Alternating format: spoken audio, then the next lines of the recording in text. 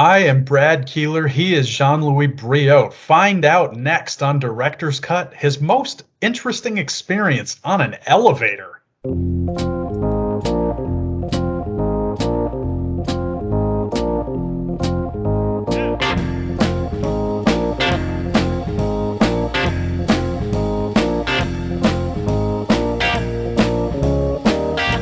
Hello again, everybody, and welcome to Director's Cut. My name is Brad Keelor. I'm the director of the Geo-Institute, and that is why we call this show Director's Cut.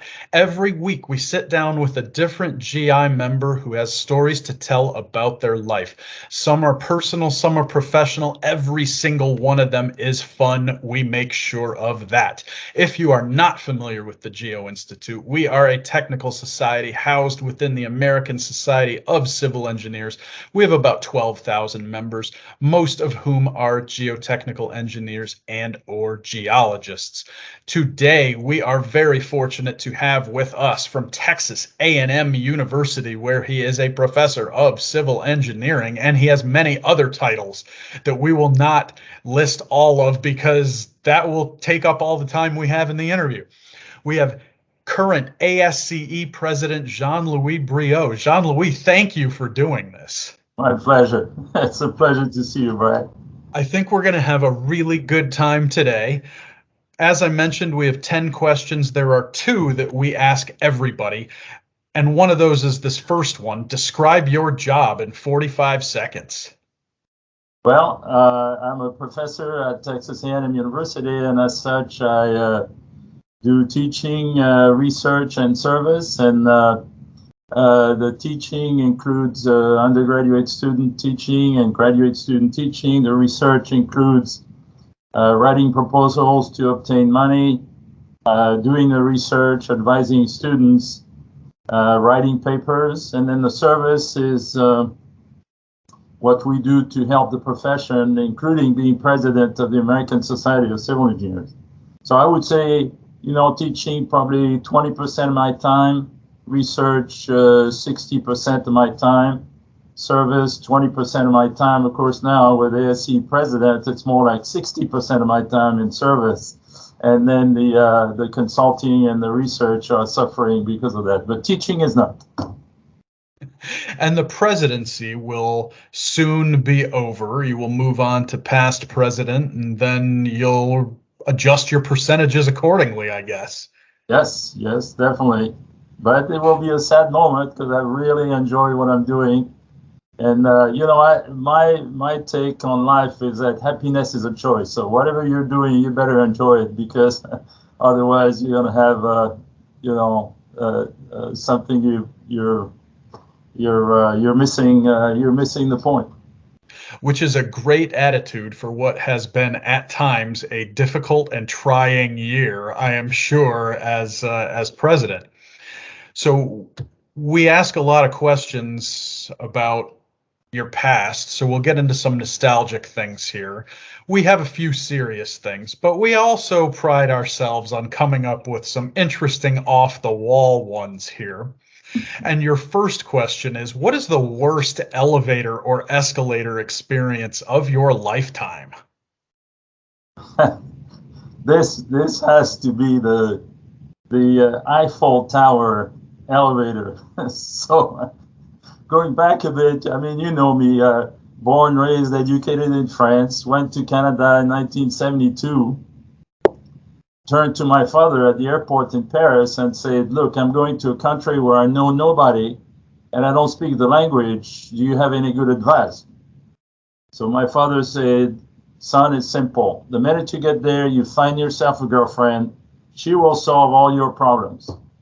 I said, good. So I go to Canada, and after a few iterations, I meet Janet, who became my wife. And so I meet Janet, and I said, listen, next summer, I'm going to take you to visit France. And so we did that. We're in France, and we were students. So, we're broke, and I managed to convince my mother to give me her car for about a month. and then we go around, and so you can imagine it was not exactly Ritz-Carlton kind of every night. In fact, sleeping in the car was our best solution. But we get to Paris, and I said to Janet, I'm going to show you the Eiffel Tower. So we get to the Eiffel Tower, and also 300-meter tall tower. And you can walk to the first level, which is about 50 meters. You can walk to the second level, which is 100 meters. And then to go from 100 to 300 meters, you've got to take the elevator. So we get into the elevator, and we start going up and up and up and up. And about halfway to the third level, around 200 meters up in the air, the elevator breaks down.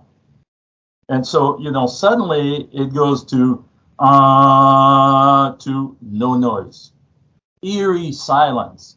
All you can hear is the wind on the tower. And here I was trying to impress my girlfriend, and now she's scared to death. The good news is she's grabbing my hand and she's hugging me. So, I'm in heaven, or at least on the way to it, about 200 meters up in the air. And finally, the darn thing starts again on the battery, an auxiliary battery. And we finish very slowly up to the third level. And so that's and they lived happily ever after. I guess that's the way to conclude that story. But that so there was you didn't have to make an attempt to show her the superiority of French engineering at that point. If I did, I failed miserably in that case. So I know you spent some time in Canada as well. Did you ride the elevator in the CN Tower? Which one is better, the CN Tower or the Eiffel Tower? At least the elevator. Hey, listen, CN Tower beats the Eiffel Tower for sure. Yeah, no, it was a different experience. But we did the Ladoire castles afterward, and the wine helped, and so I still managed to convince her to marry me.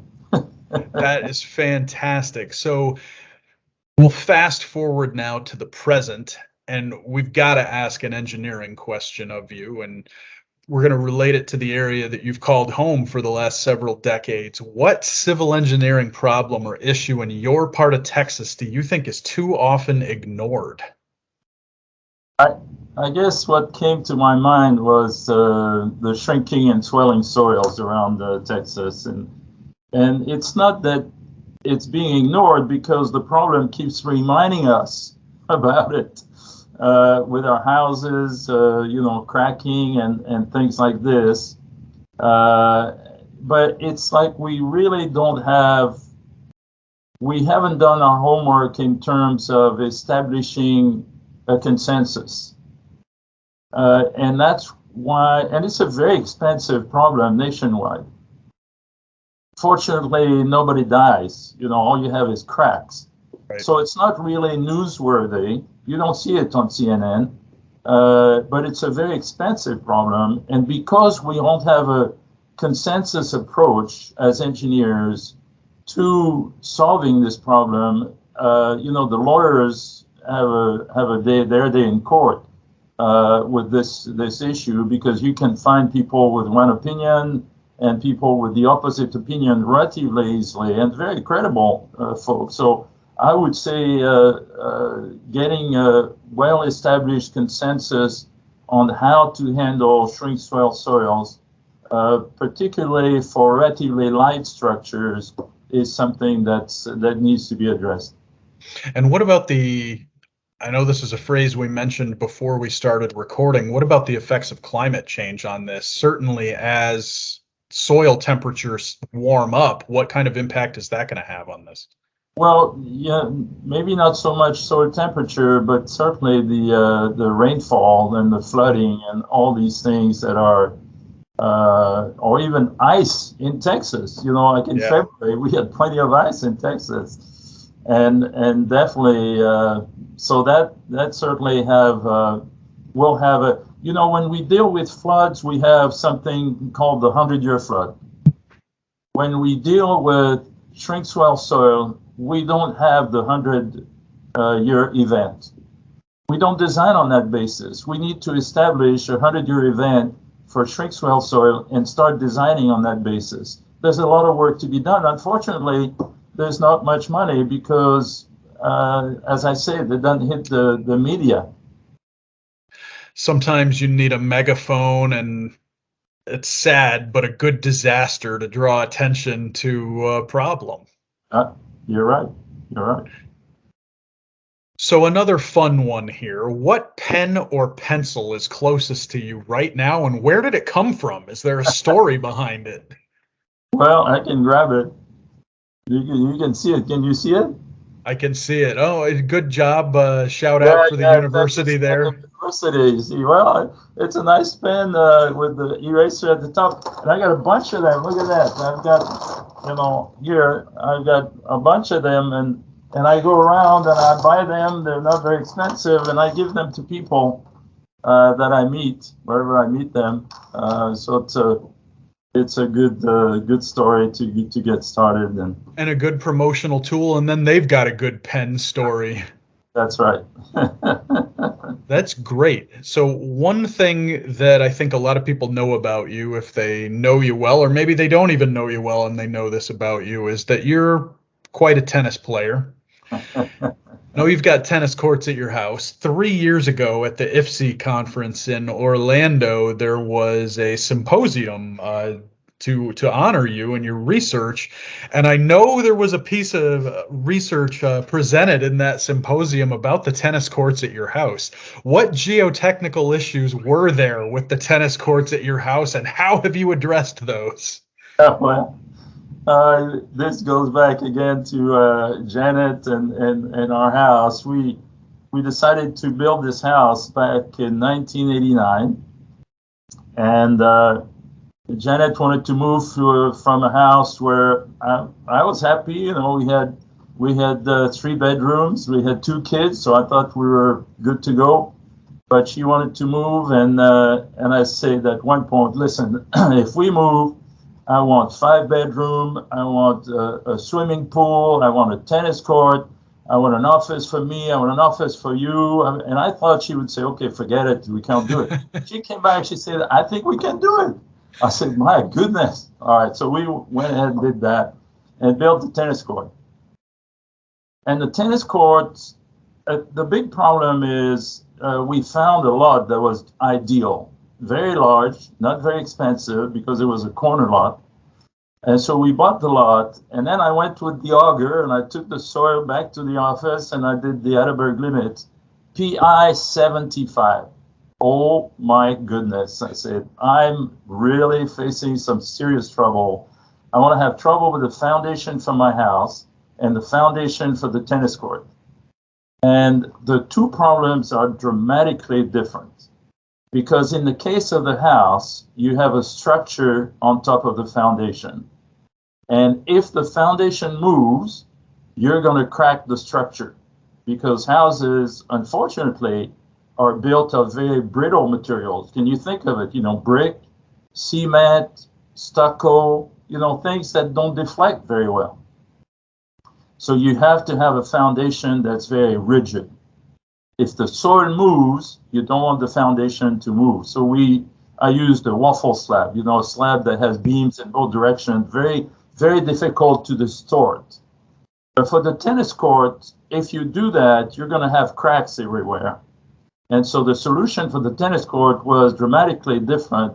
It was a post-tension slab, very thin, about 10 centimeters, 4 inches thick, and tension in both directions with cables every meter, 3 feet or so, and it's worked very well.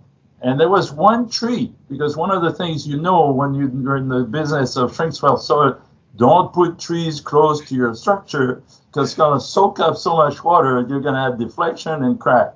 But the tree was the only way for us to get shade, and it gets pretty hot in Texas, so you wanted that shade. I said, forget the tennis court, we're going to keep the tree. And of course, on one side, the tennis court bends down on the corner of the tree. But because it's post-tension, it's able to take the deflection. And so things has worked well, and I don't have any cracks. And so, one thing when I saw your tennis court question, I thought I got to share with you the dream team of geotech worldwide. And so I would say that, you know, I've got a list of what, 4 or 5 names here. Fernando Schneid in Brazil, in-situ testing kind of guy, outstanding tennis player.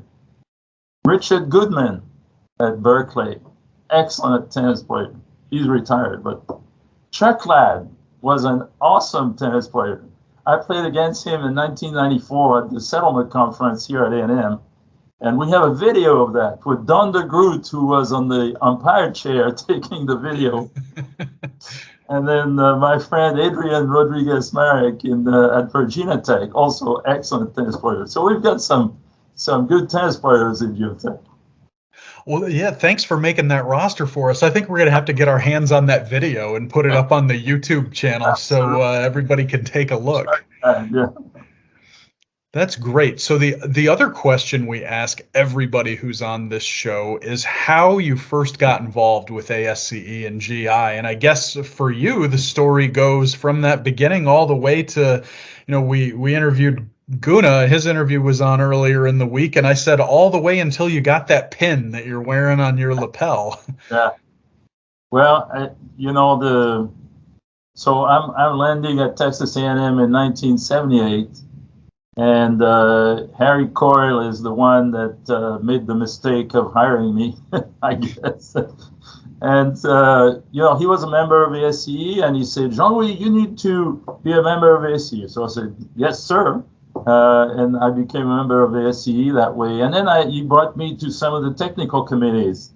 It wasn't at the Geo-Institute at the time. It was the technical division of foundation and soil mechanics or something like this. And I started to really enjoy those technical committees. You know, I was sitting next to some of the best names that I had studied the books from, and I was, you know, enjoying the interaction. And so technical committees, then you become chair of a technical committee, and then I wanted to organize a conference, and you know, the leadership of that division of ASCE say, oh, you're too young, Briaud, but you got good ideas, so keep on trying. So finally, in 1994, organized the conference, and I remember visiting with John Vogt, who turned out to be a good friend, even though he was definitely my senior.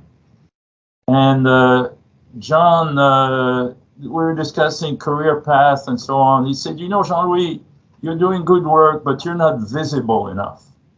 Wow, I said, this is quite a comment. And so after this, you know, I became president of USugar, then president of the GI, president of the International Society, and now president of ASCE, and really enjoying the people that you deal with, because in the end, you know, life is all about people. And so I think I've solved this visibility issue, and I can cross it off my to-do list. You know?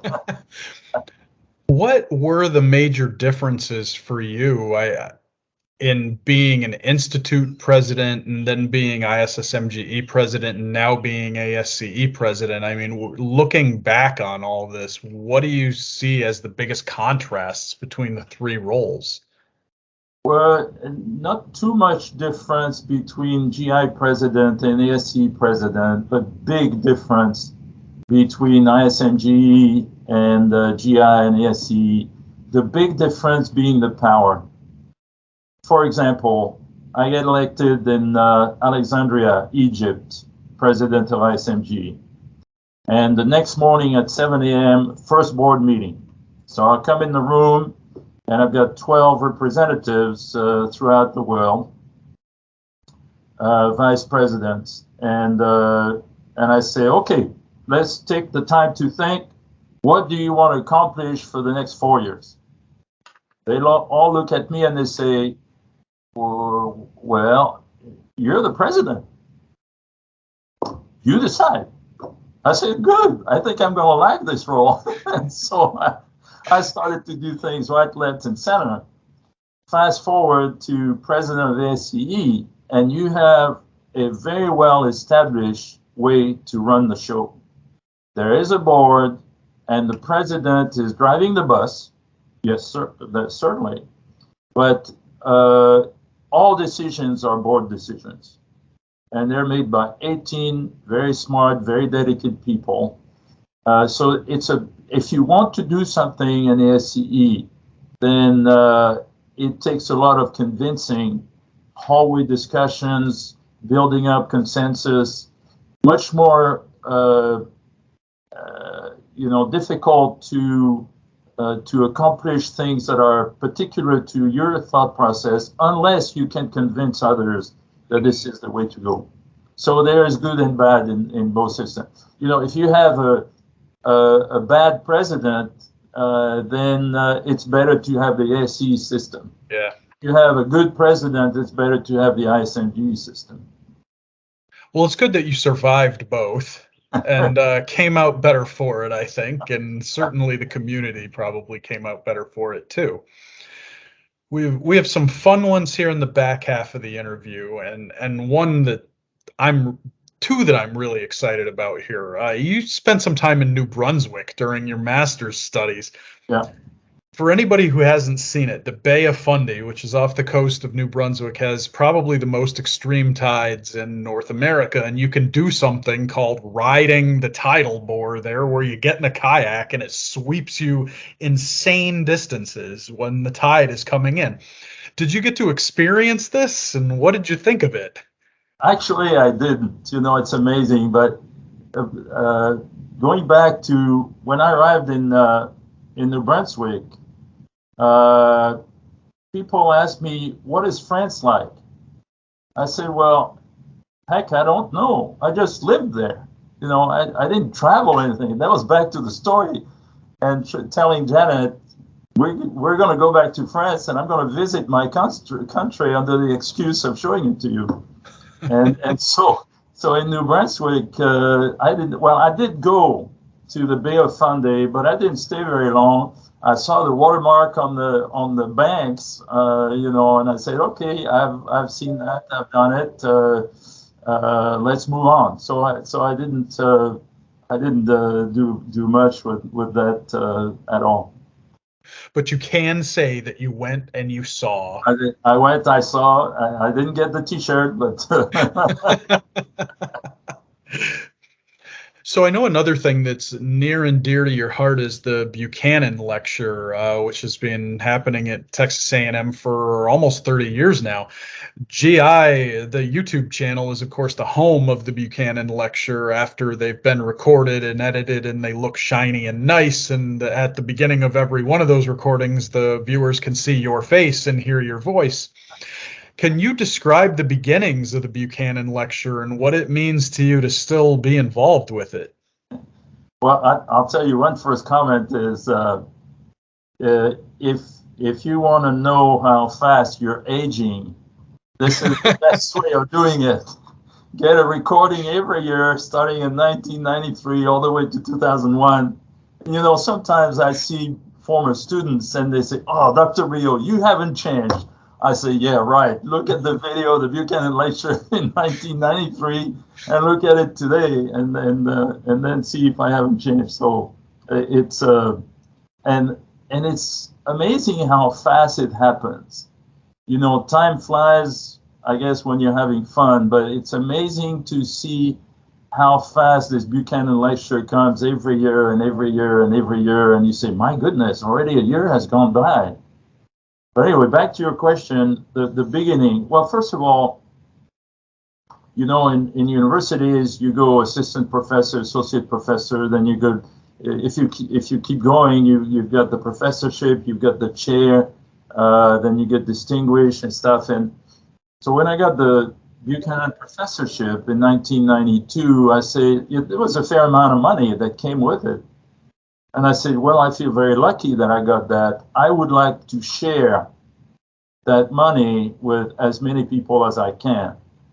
And the idea that came to my mind was to create a lecture where I could invite somebody really prominent in the field, make it free of charge, and use the funds from the professorship to fund that, record it, and then make it available to anybody worldwide that wants to listen to it. And so I'm very grateful that you and the GI board have been the recipients of these videos, and you put them and make it available to everybody. So, you know, we see, but the first one was, I said, look, if I want to start, because you organize seminars, you know, and then you bring people in at the university, and then nobody shows up, you're frustrated because this person is an important person and you want to make sure there's a good audience and nobody shows. I said, look, I'm not going to do that anymore, but if I do it, I'm going to do once a year, and I'm going to really do it first class. So then I decided to do the Buchanan Lecture. And I said, well, if I do that, I've got to have a home run for the first lecture, so people take it seriously. And it will be a lot easier the second, third year if I say, you know, Ralph Peck gave the first Buchanan Lecture. So I said, okay, Ralph Peck. So I pick up the phone. Now at the time I'm middle-aged career, middle career. And I know Peck a little bit, but he probably doesn't know me. And I pick up the phone and I say, Professor Peck, I would like to invite you to be the first Buchanan Lecturer. And my tactic was, don't stop there. Don't have a blank. Keep talking, keep talking. And I talked for about 5 minutes about Buchanan, Spencer J. Buchanan, and Terzaghis Buchanan relationship, and what I was trying to do and why I was trying to do. And after 5 minutes, I said, Briaud, you got to shut up and let him talk a little bit. and Peck said, I'll do it. So I'm on the phone. I'm looking at the. You'll do it? Yes, I will do it. Wow, this is outstanding. And he said, I knew Spencer Buchanan, and I got stuck in a caisson in Chicago, decompressing for about 2 hours. And Spencer Buchanan and I share stories because we were stuck in that darn thing for a good while. And I'll tell that story at the beginning of I don't think that he did, but or maybe he did. But anyway, that's how it started. And then after this, you know, when you invite people and you say, well, Peg gave the first lecture, people say, okay, I'm coming. You don't have any convincing work to do. That was going to be my next question. How frequently have you been turned down by people? I think once I've been, I don't think I've ever been turned down, but sometimes what I do is I invite the Terzaghi lecturer of the previous year to come in at the same time.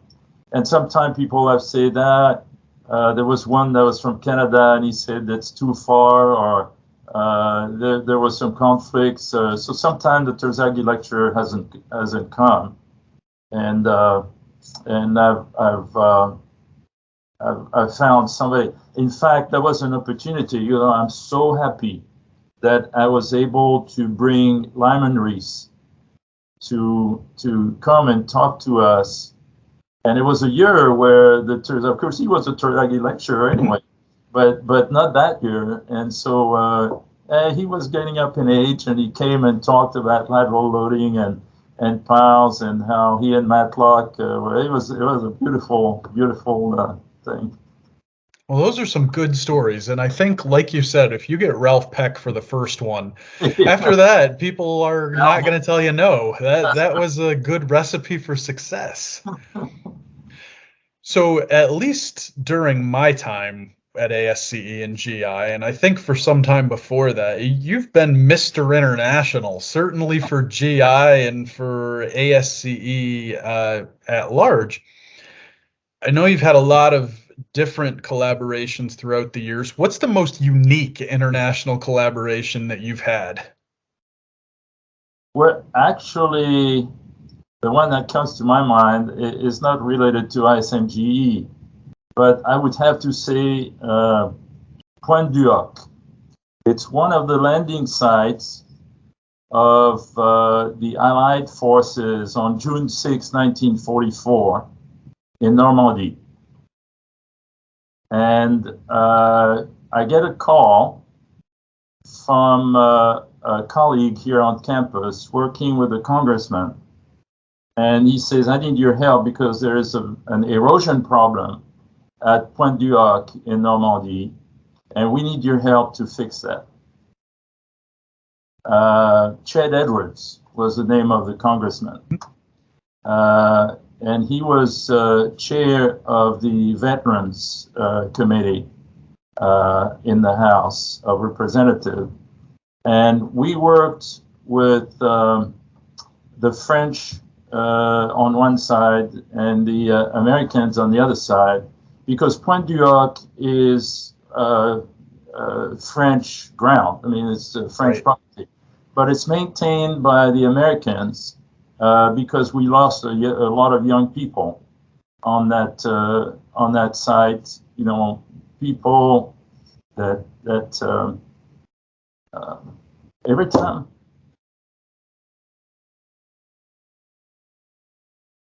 They were the age of my son, and I'm so grateful to the Americans for coming to deliver my parents. Anyway, so we went there, and the problem was not very difficult, but it meant so much to me that, you know, basically you have cliffs, and at the bottom of the cliffs you have caverns. And the caverns are formed because the waves are attacking the blocks of limestone that are cracked up by bending movements. And so the rocks are removed, and that form caverns. And if you can imagine, if you have a cross section of the cliff and you've got this big hole here, the overhang is going to fall down after a while. And they were losing a lot of ground, and some of the historical monuments on top of the cliffs were about to fall into the sea. And it was very interesting in those discussions. Some of the French leaders were saying, well, you know, this is nature taking its course, and we're going to lose the monuments, they're going to fall into the sea, and then they're going to be washed out, and this is natural course. And by golly, the General Hawkins would get up in those meetings and say, sir, we have lost a lot of young people on that side, and we're not going to let those monuments go down. And so he was speaking English. And the folks in France, the French leaders were afraid of speaking French. And I was the guy that could translate. And I was also the guy that had the technical knowledge, so I could explain and translate at the same time. So the French person turns to me and says, what did he say? I said, he's not very happy. So, anyway, in the end, you know, we backfilled. The problem was fairly simple. We backfilled the caverns. We put the monument on micropiles.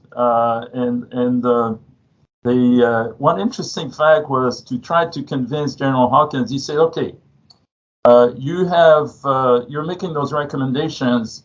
How good is that solution? I said, well, you know, we have two countermeasures, backfilling the caverns and putting the monument on micropiles. Therefore, we're essentially multiplying the probability and reducing significantly the risk. And he said, I don't understand what you're saying. Tell me another way. I said, well, sir, I would not mind putting my 2 kids in that monument and live there for another 30 years. He said, now you convince me. We're doing it. That's great. So you had a lot of pressure on you in that situation, but also, I mean, obviously, a lot of personal interest and a lot of personal pride in working on that project as well.